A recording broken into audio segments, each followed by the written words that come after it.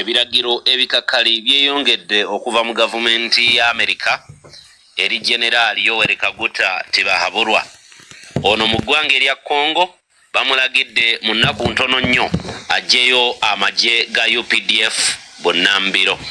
Tugenda kubitunuulira. Paul Kagame ebibye byongedde okwonooneka mu lutuula lw'amawanga amagatte oba giyite UN bamukubyemu ebituli ne balaga obwennyamivu bwabwe bwe balina mu nkola ye ey'ekibogwe newankubadde nga naye ebbanga eritalidde ne mabega abadde awanda muliro ng'alaganga Abamerika bano bwe gutali mulimu gwabwe gwa kulondoola ebyo ebiteekeddwa oba ebiteekeddwa okukolebwa mu ndagaano gye baba bataddeko omukono, nga endagaano eno gye twogerako yeeyo eyateekebwako omukono wali eri giyite eya Washington Accord mu mwaka ogwa 2025. Endagaano eyo yakarenewingibwa oba yakazibwa bujja mu mwaka guno ogwa 2026 nga Kagame alaba bamutwala kaguddeyo. Byonna tugenda kubitunuulira tulabe engeri olutalo oli mu ggwanga erya Democratic Republic of Congo gye luviiriddeko General Yoweri Kaguta Tibahaburwa emitawaana.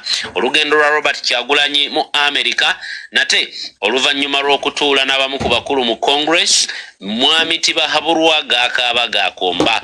Emitawaana gyeyongedde okweyuna enjuye nabyo tugenda kubeera nga tubitunuulira mu vidiyo eno. Tugenda kutandika n'akamu ku butambi okuva mu ggwanga erya Democratic Republic of Congo.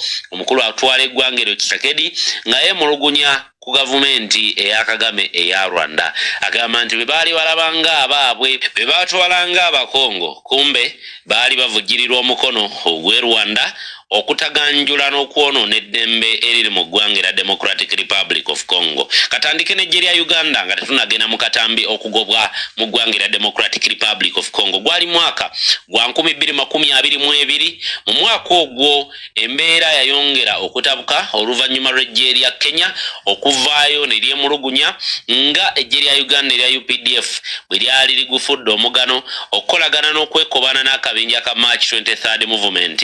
Ate nga omulamu omukulu ogwatwala eggye lino erya East African Community gwali gwa kuyambako gavumenti ya Congo okukuuma butebenkevu bagiyite DR Congo Militia, nga wano baali balina okulwanagana n'akabinja kano akaabayeekera ka M23 n'obubinja obulala obuli mu ggwanga lino obujojo bya gavumenti ya Feriche Tshisekedi akulembera eggwanga lino erya Congo. Wabula ekyamala enviiri ku mutwe abakulu oba bakomanda mu ggye lya Kenya kwe kukiraba no kigenderera nti eggye erya Congo nga liyambako oba nga liyambibwako eggye erya Kenya n'eggye erya UPDF, ate yo UPDF yali ebayita mu mugongo negenda eyambako akabinja kana ka M23.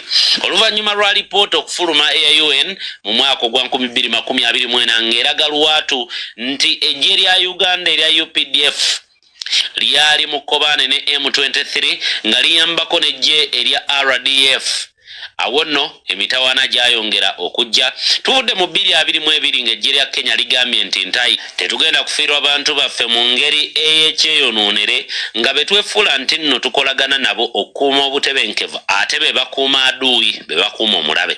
Kati awo nno bo baakola withdraw eya troop yaabwe ne balekayo eggye lya UPDF. Wabula gavumenti ya Democratic Republic of Congo neeragira mbagirawo mu 2022 oyo mu June eggye lya UPDF lyamuka ebibira bya Democratic Republic of Congo. Ekintu ekigambibwa okubeera nti kyakolebwa. Wabula waliwo operation eyalaunchingibwa emanyikiddwa nga Operation Shujaa nga UPDF yeerimbikira mu kifaananyi ekyokuba nti yali egenda kulwanagana n'abayeekera aba ADF mu bibira bya Congo. Democratic Republic of Congo yabagamba oba mugenda kulwanagana na ADF oba mugenda kulwanagana na M23 tetukyabeetaaga kubanga tubalabye nti mwe abamu ku balabe betuyina era bano baatuula mbagirawo mu meeting eyaliwo by then eyali aduumira eggye lya Uganda erya UPDF ye yali omukulu amanyikiddwa nga Mbadi, General Wilson Mbadi y'omu ku baali mu meeting eyatuula mu Democratic Republic of Congo okutema empenda ku ngeri ky'enkolagana ya Uganda gyegenda okuddamu okubukala. Kyannaku nnyo nti amangu ddala nga bakava mu mediation oba mu lutuula lwabwe olw'okukkaanya omutabani General Muhoozi Kainerugaba yayita ku mikutu gy'emigatta bantu after a year mu 2023 n'ateekayo ng'alaganga banywanyi aba M23 bwe baali baganda baabwe era mbu tewaaliwo mulamwa lwaki UPDF yali badde erwanagana ne M23. Ekyo nno kyayongera okumala eggobe mu kibya n'okugyayo ekifaananyi ku lwaki UPDF yalina okubeera nga bukubirire oba mangu ddala efubutuka mu bibira bya Democratic Republic of Congo. Gwate gavumenti ya Congo egamba nti M23 bwe bulwadde bwe bayina ate gwe wa UPDF agamba nti wagenda kukumirako gavumenti ya Congo butebenkevu ate wagidde enkola ey'obuyekera eya M23. Awo ekigendeerwa ekikulu ekya UPDF okubeera mu Congo ne kifa. Buli Munnayuganda abadde alina question lwaki enguudo mu Congo nga gavumenti ya Uganda yekikola. Kati kano kekadde era ke kanyomero akokuddamu n'okwanukula. Gavumenti ya Amerika kyaddaaki evuddeyo n'ekinoganya era neewa order ekolebwe obeetekebwe mu nkola mbagirawo nga order eneweereddwayo yakubeera nti UPDF efubutuka mu bibira bya Democratic Republic of Congo oluvannyuma lw'okukitegeera nti ebigendererwa byayo tebibadde mu bulambulukufu eri gavumenti ya Congo. Eno bagivuna n'okubeera nga yeekobaana n'abayeekera aba M23 kugatta n'okwekobaana n'akabinja ka RDF oba liyite ejje erya Rwanda erikulemberwa omukulu Paul Kagame okutabangula n'okukyankalanya emirembe mu bitundu nga Bunagana, bitundu nga Goma, Bukavu n'ebirala mu ggwanga lino erya Congo. Era bagivunaana n'okubeera nti eyambako RDF ne M23 okunyagulula n'okubba ebyobugagga eby'omu ttaka mu ggwanga lino erya Democratic Republic of Congo. Wano wenkugambira nti buli ndagaano yonna gy'oyingira n'eggwanga eddala naddala nga yabyakwerinda yagalagaana ebegenda kuyingiramu.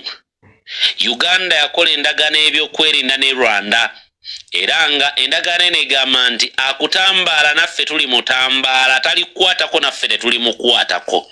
Bw'obanga wagenda mu Congo ng'ogamba nti nno ogenda kulwanirako gavumenti ya Congo ate nga gwe omu gwali mu ndagaano ne Rwanda ate nga Rwanda Congo gye lwanagana nayo ddala ebiruubirirwa bibaawa ebituufu. Kye tuyita okubeera luliira munda nti olimba gavumenti eya Congo nti ogiyambako kumbe ate gwe omu kubalabula abalabe wawe mugenda okuba olwo ate abalabe ne bafuna oluwenda ate okumala eggobe mu kibya kwe kuggulawo kwa booda ng'amagye agawerera ddala emitwalo 4 omuli amagye ag'e Congo, amagye ag'omu Amerika, amagye okuva mu South Africa, amagye ag'e Burundi nga gayunguddwa mu bitundu bya Bukavu ne Goma ne bakuba abayeekera ba M23 okubula okubamalawo olwo ate Uganda neggulawo booda abayeekera bamu ne batuuka n'okufiira mu ggwanga lino. Ekyo nno nakyo kye kyaleetedde Amerika okuvaayo nga nkaawu ebitagambika negamba nti awanyu weewaawo tetugenda kuganya Uganda eno okwetaaya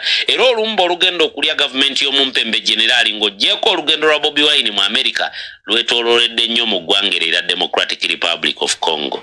Munywanyi Lukwago naye ayongedde otuleetera bwino nja kuba ate mukuwa gye bujjakaawo naye nga tetunnagendayo njagala tugendeko mu lutuula lwa UN nga UN elaga disappointment gyeyina oba obwennyamivu bweyina olw'enkola ya Paul Kagame naddala mu kutabangula eggwanga lino erya Democratic Republic of Congo. Abange mwenna mumanyi lwaki Kagame tava mu Congo alina ebyobugagga eby'omu ttaka byeyeetaagayo n'ekirala yali yagadde nnyo okwongera ku bunene obw'eggwanga erya Rwanda balina region gye baagala okonkalinga nakugamba nti Goma eri strategically located bw'ova mu kibuga Kigali waliwo kilomita ntono nnyo Kinyana Mpindi kibanga kuva Kampala mpaka Jinja lwe lugendo luliwo wakati wa Goma n'ekibuga Kigali ekya Rwanda. Kakati abakulu bano tewaliwo kyali balobedde kwagala kuwaideninga ggwanga lya Rwanda kubanga Rwanda ffenna njagala tukimanye nti ggwanga ttono nnyo funda naye ate weewuunye lirina ebirungo ebyenjawulo ebingi mu Congo naye ng'ate Rwanda yebifulumya mu bungi n'ebitwala ku international market. Kati awo otegerera lwaki Rwanda eno evunaanibwa ogw'okuvujjirira M23 mu bibira bya Democratic Republic of Congo. Banywanyi katugendeko mu lukiiko luno katono nnyo nkomewo. At the same time, we remain clear-eyed about the challenges that remain. We are deeply disappointed by Rwanda's recent escalation of the conflict, which constitutes a direct violation of its obligations under the Washington Accords. That is why the United States took the unprecedented step earlier this month of imposing targeted sanctions on the Rwanda Defense Forces and 4 senior RDF generals. We will continue to explore all available tools to promote accountability for those who undermine peace. We reiterate our call for the lifting of defensive measures and the immediate withdrawal of Rwandan troops from the territory of the Democratic Republic of the Congo. We also call for full respect for the sovereignty, territorial integrity, and political independence of the DRC. At the same time, the government of the DRC has committed to immediately neutralize the FDLR, at least in the areas under its control. These steps are essential to addressing the security concerns that have fueled mistrust and instability in the region.